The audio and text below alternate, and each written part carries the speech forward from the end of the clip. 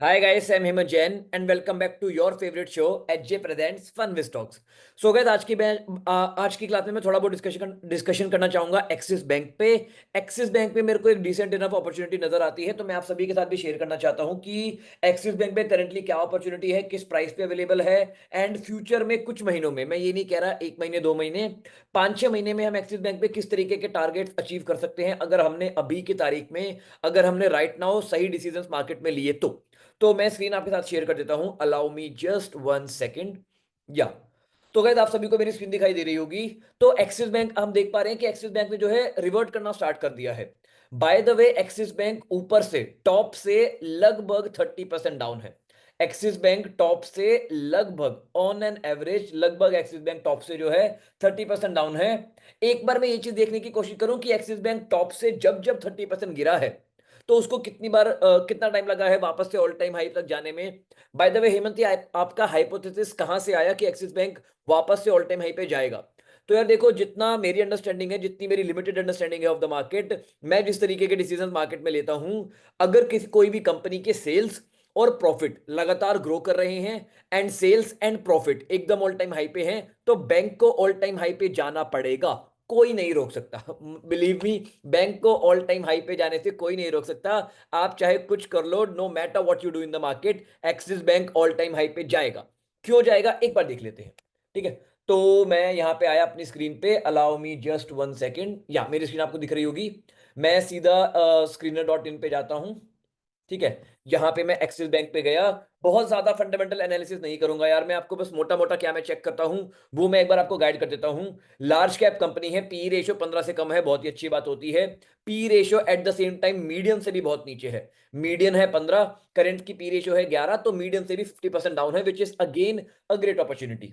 Not 50, 30%। या लगभग 50% down है मीडियन से भी, तो ये अगेन एक काफी अच्छी अपॉर्चुनिटी हो जाती है।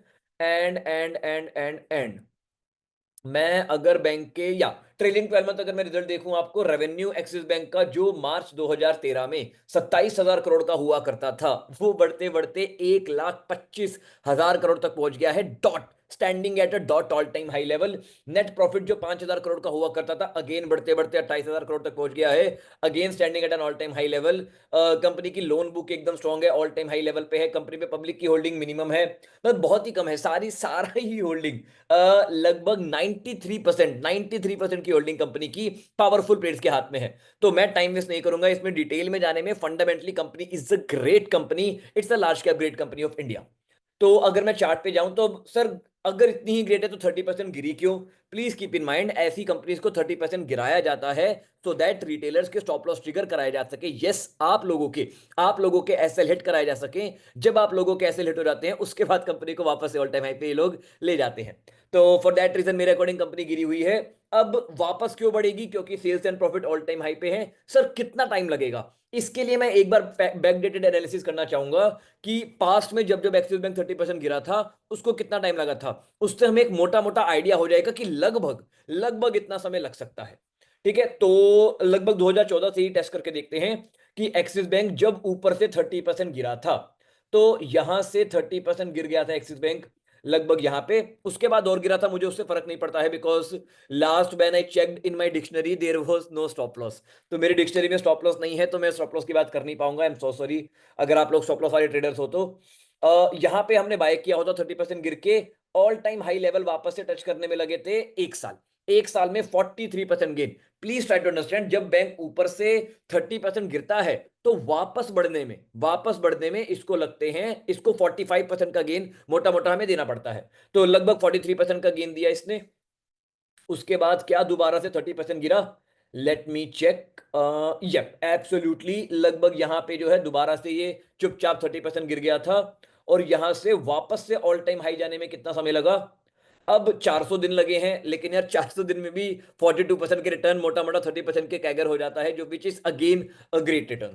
ठीक है, तो एक बार हमारा 30% गिरा, वापस से ऑल टाइम हाई पे गया। दूसरी बार गिरा, वापस पहली बार ऑल टाइम हाई पे गया 1 साल में। दूसरी बार ऑल टाइम हाई पे गया 412 दिन में। तीसरी बार आई थिंक 30% गिरा ही नहीं था, 20% ही गिरा था। 20% गिरा, देन बहुत ही क्विक रिकवरी शो की थी इसने। और यहां पे भी देन 30% गिरा ही नहीं था, 20% के आसपास ही गिरा था सिर्फ।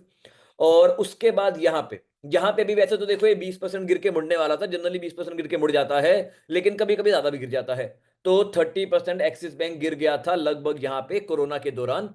ठीक है, लगभग यहाँ कहीं एक्सिस बैंक 30% के आसपास गिर चुका था। यहां से वापस ऑल टाइम हाई, मैं ड्रॉ डाउन नहीं देख रहा हूं, मैं सिंपली मैंने यहाँ पे बाय किया होता ऑल टाइम हाई का टारगेट रखते हुए, तो कितने समय में आ जाता ऑल टाइम हाई का टारगेट? 530 दिन, विच इज अगेन 27 नहीं, लगभग 25% की सीएजीआर आ जाती है। उसके बाद क्या दोबारा से ये स्टॉक 30% गिरा? ये हमने मार्क किया ऑल टाइम हाई, नॉट 26 है, 25 है, लगभग 28 है, मतलब मानना नहीं चाहिए 30, बट मान लेते हैं। यहां पे गिरा लगभग 28% बॉटम पे इसने बनाया, और यहां से ऑल टाइम हाई पे जाने में कितना समय लगा? मात्र 118 दिन। ठीक है, ऑल टाइम हाई पे जाने में कंपनी को लगे मात्र 118 दिन। उसके बाद क्या दोबारा से 30% गिरा? आई थिंक नहीं गिरा। 20-20% तो कई बार गिरता है ये, 20-20% तो फॉर नो रीजन बेचारा गिर जाता है, 30% नहीं गिरता है। तो रिसेंटली 30% गिरा हुआ है एंड बढ़ना शुरू कर गया है। मतलब मेरा इसको टारगेट करने का पॉइंट ये है कि ये बढ़ना यहां से स्टार्ट कर चुका है, तो it it it is a great opportunity, हमें मिस नहीं करनी चाहिए। बाय द वे डिस्क्लेमर, मेरी बताई हुई कोई भी कंपनी जीरो हो जा सकती है। स्टॉक मार्केट में गारंटी नाम की चीज नहीं है। अगर आपको मार्केट में गारंटी चाहिए, आइसक्रीम का ठेला लगाओ, 8 रुपए की आइसक्रीम आएगी, 12 रुपए की बिक जाएगी। मार्केट में ये गारंटी नहीं होती है। एक्सिस बैंक नाम की आइसक्रीम कब बिकेगी हमें नहीं पता। ठीक है, तो मैंने एक्सिस बैंक को बाय किया हुआ है, क्योंकि पास में जब जब 30% गिरा था, विच इज 4 टाइम्स, एक बार 1 साल में ऊपर गया, देन 1.5 साल में, देन थोड़ा सा ज्यादा, देन 4 महीने में, और अभी भी मैं नहीं कह रहा कल ऊपर जाएगा, मैं नहीं कह रहा 15 परसों ऊपर जाएगा, लेकिन अगर मैंने देखो मैंने ऑलरेडी बाय किया हुआ है बॉटम पे, अगर ये स्टॉक 1 साल में भी 43% का रिटर्न मुझे देता है, उससे अच्छा रिटर्न कुछ नहीं हो सकता। We should learn this, we should try to accept this reality of the market कि 30% का सीएजीआर बहुत ही अच्छा होता है। इंट्राडे में लॉस करने से अच्छा, ऑप्शन बाइंग में चुलबाजी करके लॉस करने से अच्छा है। यहां पे आओ, इज्जतदार तरीके से स्विंग ट्रेडिंग करो, and you will make a lot of money. I hope you like this video. अगर आपको वीडियो अच्छी लगी हो तो चैनल को सब्सक्राइब करें, एंड अपने दोस्तों के साथ भी शेयर करें यार। आपके दोस्त लोग भी जो है सही से अमीर बन पाएंगे, सही डिसीजंस लेना मार्केट में सीख पाएंगे कि मार्केट में एक्चुअली में बड़ा पैसा बनता किस चीज से है। On that note guys, bye bye, take care, happy investing.